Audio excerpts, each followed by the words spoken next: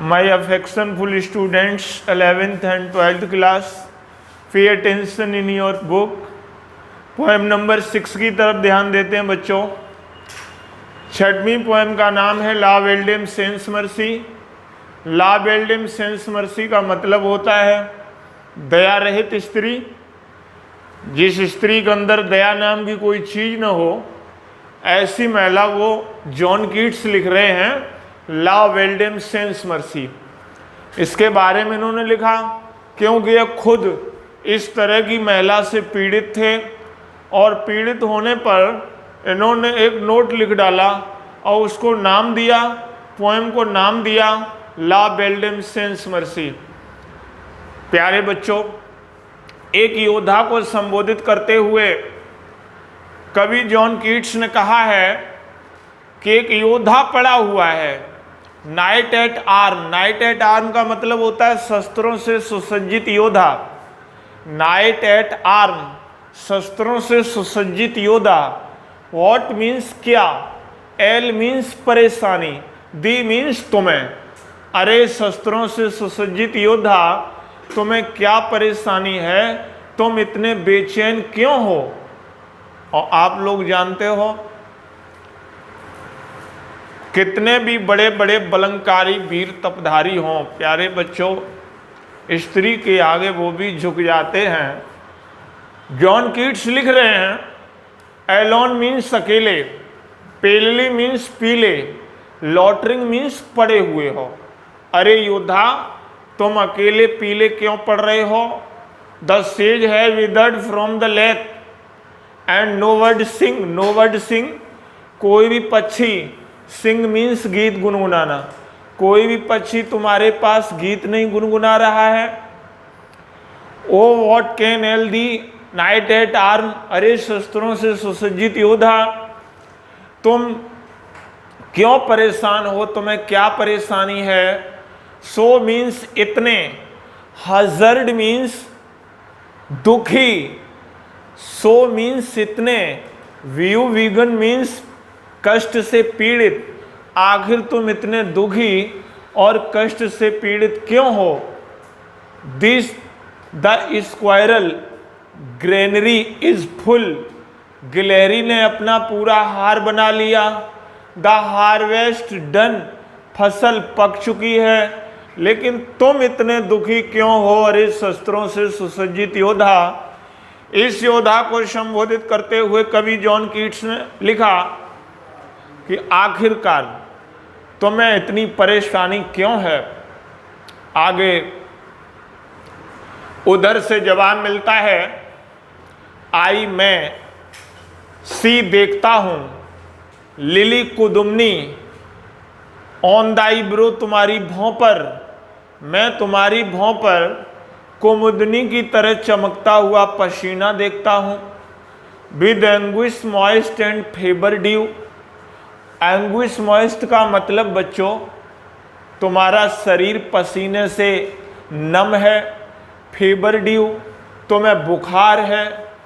And on Dai cheeks, तुम्हारे गाल fading रोज, सूख रहे हैं। जैसे कहते हैं चेहरा मुरझा रहा है।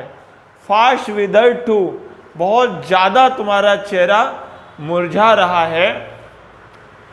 उधर से जवाब मिला आई मेट, मैं मिला, ए लेडी, एक स्त्री से, इन द मीड्स, मीड्स मीन्स चरागाह, मैं एक स्त्री से चरागाह में मिला। फुल ब्यूटीफुल फेरी चाइल्ड, जो महिला पूरी तरह सुंदर, फुल ब्यूटीफुल अति सुंदर, फेरी चाइल्ड परी की बच्ची के समान। हर हेयर वाज लॉन्ग, उसके लंबे लंबे बाल थे। हर फुट वाज लाइट, उसके पैर बड़े मुलायम थे। एंड और हर आइज, उसकी आंखें वर वाइल्ड, बड़ी चमकीली थीं। मैं एक ऐसी स्त्री से मिला जिसके हेयर वाज लॉन्ग, लंबे लंबे बाल थे। फुट वाज लाइट, उसके पैर मुलायम थे। हर आइज वर वाइल्ड, और उसकी आंखें चमकीली थीं। क्या हुआ? I made a garland for her head, for her head, उसके गले में पहराने के लिए, आई मने मैंने, मेड मने बनाया, गार्लैंड मीन्स हार। मेरे प्यारे बच्चों, ये कवि जॉन कीट्स स्वप्न देख रहा है, बोल रहा है I made a garland for her head, मैंने उसके गले में पहराने के लिए एक हार बनाया, एंड ब्रेसलेट टू, उसके हाथ में पहनाने के लिए कंगन भी बनाए, एंड फ्रेग्रेंट जॉन, और उसे मैंने एक फूलों का गुलदस्ता दिया। फ्रेग्रेंट जॉन का मतलब फूलों का गुलदस्ता। मैंने उसे एक फूलों का गुलदस्ता दिया। उस महिला ने क्या किया? सी लुक्ड एट मी, उसने मुझे देखा, एज जैसे कि सी डिड लव, वह मुझे प्यार करती हो। उस महिला ने मुझ पे ऐसी दृष्टि डाली जैसे वह मुझे प्यार करती हो। एंड और made sweet mine, sweet mine का मतलब मीठी मीठी आहें भरना, और वो स्त्री मीठी मीठी आहें भरने लगी। आई मैंने, सेट मीन्स बिठा लिया, हर उसे, माई मीन्स अपने, पेसिंग मीन्स दौड़ते हुए, स्टीड मीन्स घोड़े पर। मैंने उस स्त्री को अपने दौड़ते हुए घोड़े पर बिठा लिया। Nothing ills saw all day long, सारे दिन मैंने और कोई कार्य नहीं किया, केवल उसे ही देखता रहा। For sidelong would she bend, she bend वह झुक गई एक तरफ, एंड सिंग और गाने लगी, फेरी सॉन्ग, परी वाला गीत। वह महिला मेरे घोड़े पर एक तरफ झुक गई और परियों वाला गीत गुनगुनाने लगी। She found me, roots of reliance sweet, she उसने, फॉन्ड पाया, मी मेरे से, रूट्स ऑफ रिलायंस स्वीट, बहुत मीठा मीठा आराम पाया उसने मेरे से। एंड हनी वाइल्ड एंड मैना ड्यू, उसने मुझे एक अद्भुत प्रकार का भोजन कराया। एंड और श्योर इन लैंग्वेज, अपनी विचित्र भाषा में, सी सेड, उसने मुझसे कहा, आई लव दी ट्रू, मैं तुम्हें सच्चा प्यार करती हूँ। सी वह महिला, टुकमी मुझे ले गई, हर अपनी, एल्फिन ग्रोट एक रहस्यमयी गुफा में, एल्फिन ग्रोट का मतलब रहस्यमयी गुफा, वह स्त्री मुझे एक रहस्यमयी गुफा में ले गई। एंड और देयर, वहां पर, सी वह वेप्ट, रोने लगी, एंड साइड फुल श्योर, और दर्द भरे आहें भरने लगी।